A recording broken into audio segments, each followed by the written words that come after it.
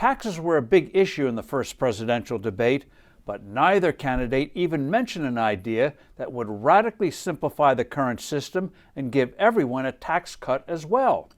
It's called the flat tax. It operates in over 30 countries in Hong Kong with considerable success.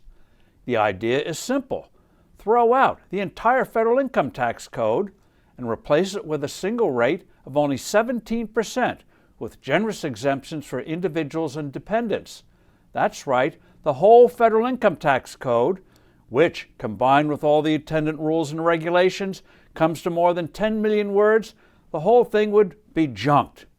As a result, a family of 4, for example, would pay no federal income tax on their first $52,800 of salary and only 17 cents on the dollar above that level.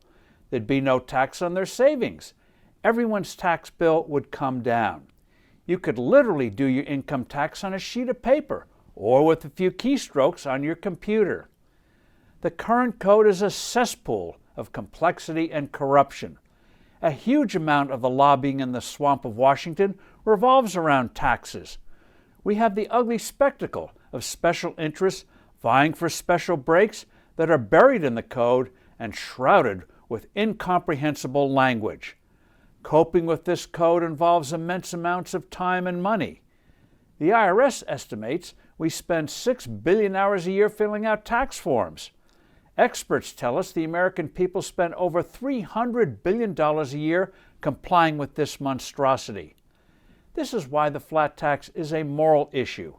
Add up what we've expended in time and money over the last 20 years, over 100 billion hours and literally trillions of dollars, and imagine if those enormous resources had been applied to creating new products and services and new medical devices, new cures for diseases, how much better life would be for all of us today.